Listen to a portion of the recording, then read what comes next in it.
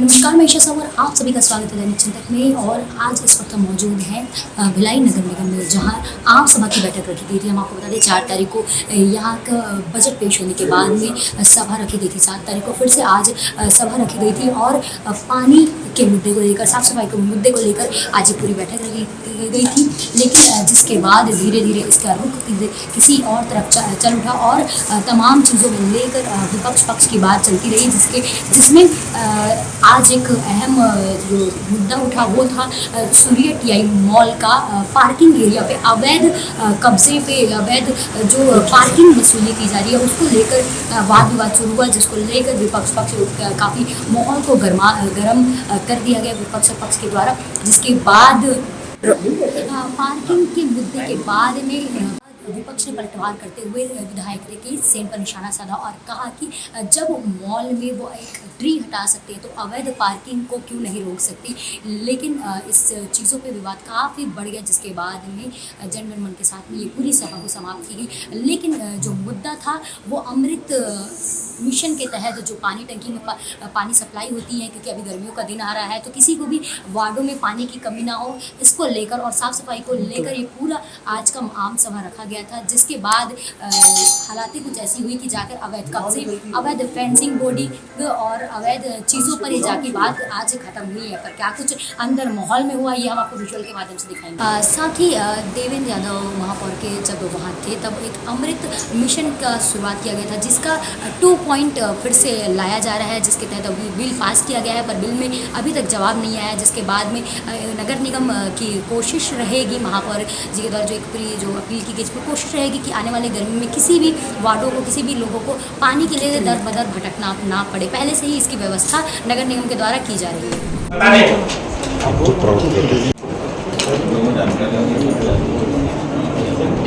सीधा नहीं दे रहा है तो बात ही खराब हो जाएगी। अध्यक्ष महोदय, आप विशेष सामान्य सभा का आपने बुलाया है, आप सदन के हाजिरी में अध्यक्ष महोदय, और सदन का अधिकारी यहाँ उपस्थित नहीं हो रहा है। क्या जिससे संबंधित पूर्व में भी ये बात हुई थी, जिसे स्वास्थ्य अब जब स्थगित बैठक पूरा चालू हो गई है तो उसमें लेने में क्या दिक्कत है, आपको देने में क्या दिक्कत है? जब सामान्य सदस्य मांग रहे तो कोरम पूरा न होने को लेकर के आपने स्थगित कर दिया, अब पुनः चालू की गई।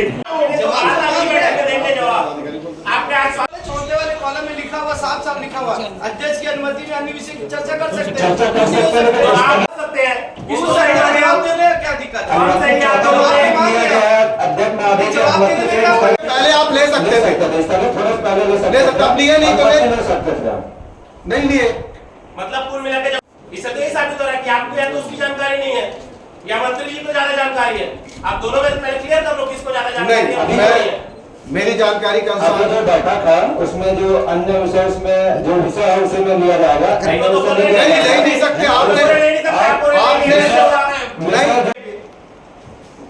अभी के जो विषय करोड़ों के इक्विपमेंट आपने फ्री के दाम में दे दिया है एजेंसी को, उसका कोई माई बाप नहीं है। उसका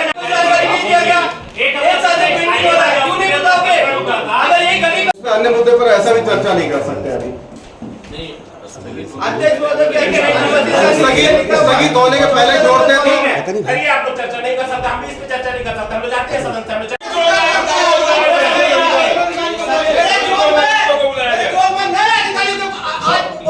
हफ्ता भर हो गया, उसने भी पार्षदों से संपर्क नहीं किया। मतलब हम जाके उसके पास मिलेंगे कि भैया आप आ गए, नमस्ते।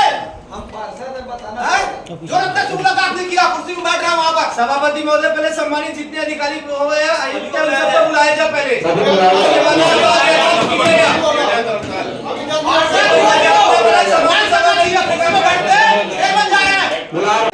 सामान्य सभा में अगर मंत्रिमंडल यहाँ उपस्थित है तो वो जवाब दे। अधिकारी अगर उपस्थित नहीं है तो अधिकारी अगर उपस्थित होने की जिम्मेदारी मंत्री को होनी चाहिए, जो यहाँ पे बैठे एमआईसी मेंबर को जवाब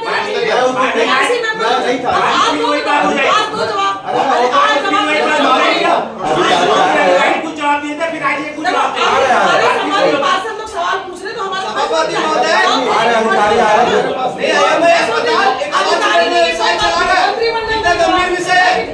गरीब आदमी नगर निगम कोई अधिकारी उसमें सेट है क्या? किसी जोन का जोन आयुक्त नहीं आता है, कोई किसी को कुछ नहीं समझ रहा है। हम लोग 15 साल से इस नगर निगम के सदस्य हैं, है ना। कुर्सी में बैठने के बाद में अपने आप को कोई हीरो नहीं समझेगा। हम जब जब तक सुनाइए सभा स्थगित कर दीजिए। सभा 10 बजे करके सारे अधिकारियों को बुलाया। समझ में आता है, सीनियर पार्षद का अपमान करते हैं, करते हैं, हमसे बिना पूछे मीटिंग अटेंड करते हैं, हमसे बिना पूछे। हमारा यहाँ निर्वाचित पार्षद अगर जाता है कुर्सी में बैठने के लिए बोलते हैं। देखिए आप एक काम हमें सीधा रहेगा। आप स्थगित 10 मिनट के अगर लेकिन ये क्या है, अगर अपनी कुर्सी में बैठकर अगर शेर बन रहे हैं उन लोग, उनको बैठाया जाए समान सभा में। क्यों उपस्थित नहीं है कोई भी अधिकारी यहाँ पे? कौन से जोन का अधिकारी उपस्थित है यहाँ पे बताइए? स्वास्थ्य अधिकारी कहाँ है बताइए? जो रखते जो एमआईसी मेंबर को भी चिल्ला समझते हैं उन लोग। हम लोग चूड़ी पहन के नहीं बैठे हैं। हम लोग बेवकूफ यहाँ पे दिख रहे हैं क्या, जो यहाँ पे जबरदस्ती आके यहाँ पे अध्यक्ष महोदय, विशेष सम्मेलन उन्होंने दे ही नहीं सकता है, विशेष चर्चा है, बिल्कुल माननीय पार्षद जी को देंगे, लेकिन जब हम लोग चले जाते हैं इस विशेष चर्चा से, हम लोग इसको वॉक आउट करते हैं। आप लोग दे दीजिए, मत दीजिए जवाब, हम लोग चले जाते हैं सदन से। जब जवाब नहीं दे हमारा जवाब नहीं दे रहे आप लोग, चले जाते हैं सभा से। अन्य विषय पे तो पूछ सकते हैं, जो 14 नंबर कॉलम में लिखा हुआ अध्यक्ष की अनुमति से अन्य विषय पे पूछ ले। विधायक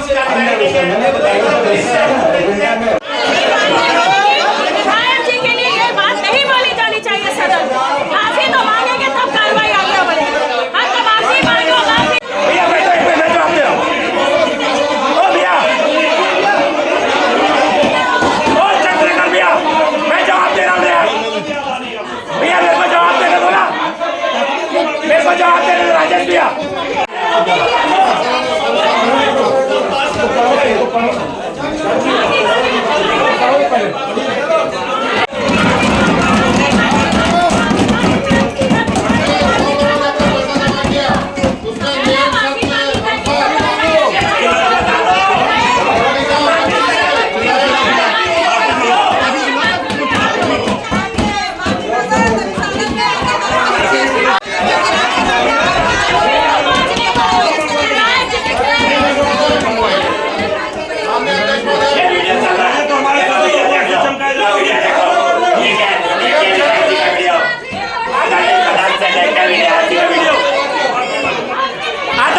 से वीडियो देखो, आदरणीय सदस्य से देखिए वीडियो।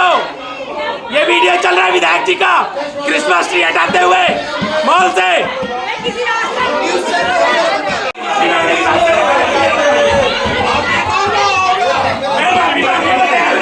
गलती बताई जाए। विपक्ष का आरोप है कि नगर निगम भिलाई के क्षेत्र में संचालित हो रही होते मॉल में अवैध पार्किंग वसूली की जा रही है, उसमें आप लोगों ने आरोप लगाया विधायक का संरक्षण। ये आरोप क्या है और आप लोग इस पे क्या करें? देखिए, जहां तक अवैध की बात है तो जांच के बाद ही पता चलेगा कि वैध है कि अवैध है। और सदन के अंदर बहुत सारी बातें होती है, पक्ष अपनी बात करता है, विपक्ष अपनी बात करता है।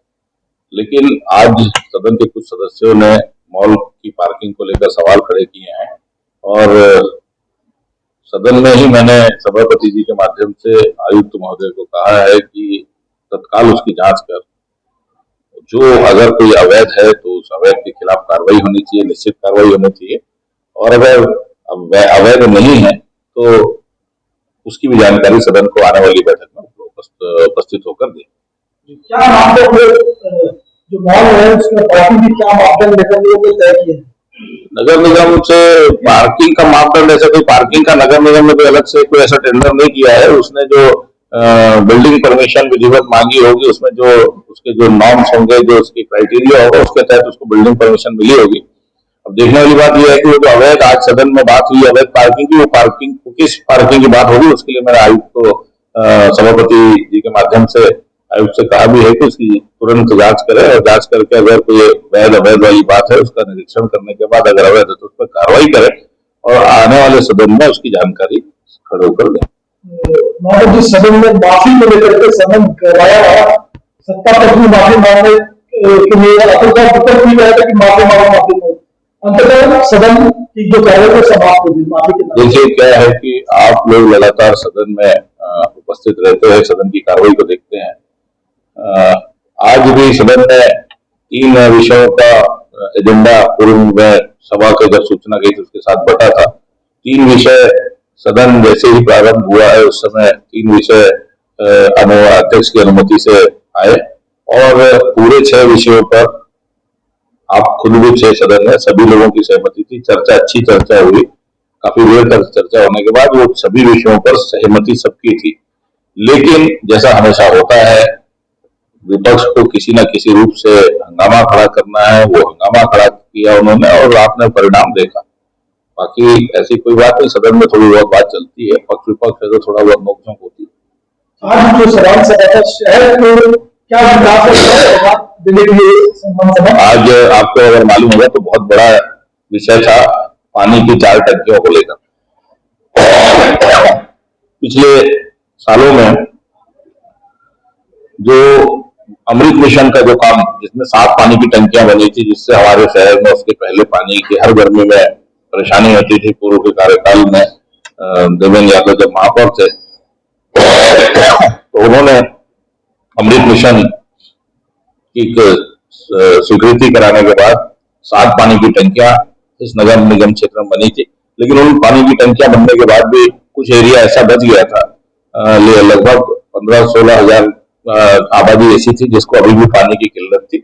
उसको ध्यान में रखते हुए अमृत मिशन 2 के तहत हमने लगभग 350 करोड़ का एक प्रस्ताव शासन को भेजा है, लेकिन अभी तक उसकी स्वीकृति लंबित है। हमारे पास नगर निगम में 15 फाइनेंस का एक फंड था उस हेड का, जिसमें हमने काम प्रस्तावित किया है। उसकी स्वीकृति महापौर परिषद में आज से 3 महीना पहले हो गई थी। उसके बाद 3 महीना पहले जो पूर्व में जो चुनाव हुआ उसके पहले, विधानसभा चुनाव हुआ उसके पहले 3-4 महीने पहले हो गई थी। लेकिन आचार संहिता की वजह से सामान्य सभा नहीं हो पाई थी। उस समय हमने कार्य आवश्यकता इसलिए कलेक्टर माध्यम से स्वीकृति कराकर शासन को भेजा था। शासन ने भी उसमें सहमति दे दी और उसके बाद अब वो निविदा होने के बाद, शासन की सहमति के बाद निविदा हुई और निविदा होने के बाद उसका कार्यादेश होना था। लेकिन आने वाले 2-3 दिनों में क्योंकि आचार संहिता लगने का, लोकसभा चुनाव को ध्यान में रखते हुए आचार संहिता फिर से लग सकती है, इसलिए उसका कार्यादेश उस आचार संहिता के पहले कराना जरूरी था। क्योंकि जो निविदा आई है उसमें निविदा जो लगी है उसमें 12 महीने का टाइम है वो 4 टंकियों का बनने और 4 टंकियों के साथ राइजिंग पाइपलाइन जो है, जो पाइपलाइन जिसके माध्यम से पानी पहुंचेगा, ये पूरा काम करने में 12 महीने का समय है प्रस्तावित है। तो वो आज अगर हम इसको कर पाएंगे तो ये अगली गर्मी के पहले कम से कम उन सभी प्रभावित एरियो में हम पानी की जो किल्लत है उसको दूर कर पाएंगे। अभी इस गर्मी में हम कुछ उसकी वैकल्पिक व्यवस्था करेंगे और अगर ये आज नहीं होता और कल या परसों में आचार संहिता लग जाएगी तो 4 महीने के बाद हम ये काम को कर पाते, तो अगली गर्मी भी प्रभावित होती। इसलिए आज की बैठक बहुत महत्वपूर्ण थी और आज सभी सदस्यों ने चर्चा में भाग लिया और विषयों को पारित किया। टैंकर नगर निगम की बात जो है काफी वर्षों से हो रही है, तो क्या माना जाए आने वाले दिनों में जो पानी निश्चित रूप से ये जितनी भी प्रक्रिया है, चाहे वो अमृत मिशन का पार्ट 1 हो या अमृत मिशन का पार्ट 2 है, ये इसी बात को ध्यान में रख के किया जा रहा है कि आने वाले समय में निश्चित रूप से आप मान के चलिए निश्चित पानी की टंकी जो टैंकरों की प्रॉब्लम पानी टैंकरों का माध्यम होता है उसकी समाप्ति होगी। ये तो रायपुर में एक एमओयू साइन हुआ जिसमें भिलाई नगर निगम क्या कुछ एमओयू किस प्रकार वो एक कचरे के निष्पादन को लेकर शासन ने एक एमओयू किया है शासन स्तर पर।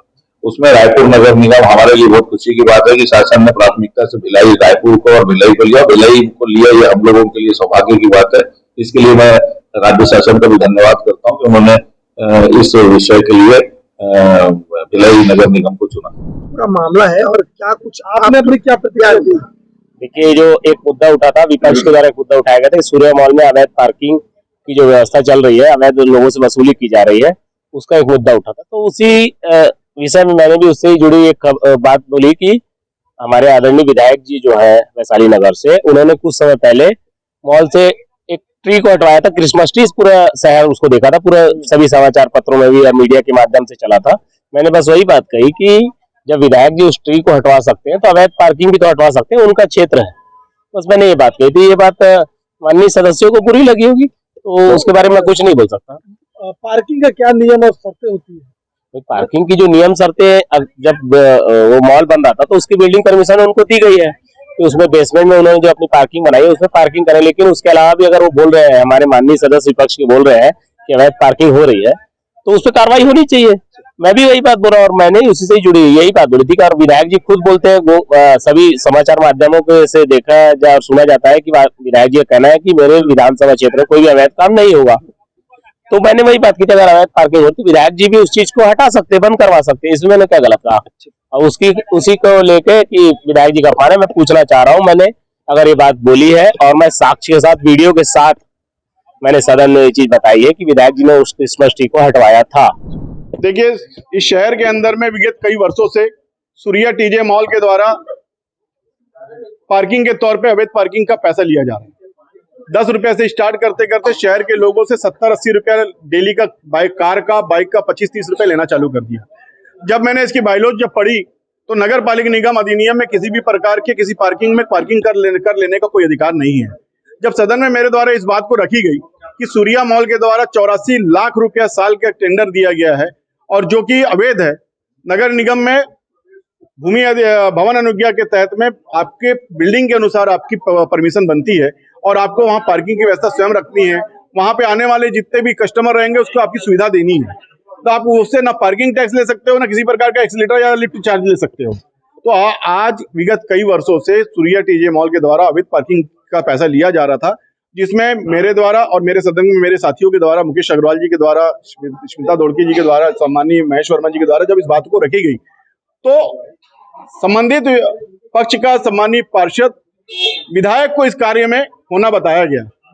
जो विधायक आज 3 माह से निरंतर जनता की सेवा के लिए 24 घंटा तत्पर तैयार रहते हैं, हमेशा जनता के लिए काम करते हैं और उनके ऊपर में आरोप लगाया गया। आज 10 सालों से 12 सालों से वहां अवैध पार्किंग चलाई जा रही। नगर निगम में सरकार आपकी है, कांग्रेस का महापौर रहता है, कांग्रेस से सब चीज रहता है, उसके बाद भी आपके द्वारा ये आरोप लगाया जा रहा है। उसमें एक बहुत अच्छा कार्य हुआ कि सम्मानीय इस शहर के राजस्व मंत्री सीजी एंथोनी जी के द्वारा सदन में एक आह्वान किया गया कि कल से सूर्या टीजे मॉल का पार्किंग तत्काल बंद होगा। सदन ने सहमति दी।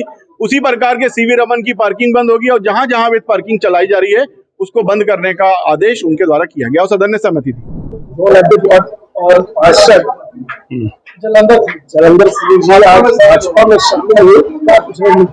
आज जलंधर द्वारा भारतीय जनता पार्टी में एक आवेदन की गई कि मुझे घर वापसी होना है, उसके तहत उसकी घर वापसी की तैयारी की गई जा रही है। पूर्ण रूप से अभी उनको 17 तारीख को भारतीय जनता पार्टी ज्वाइन कराया जाएगा।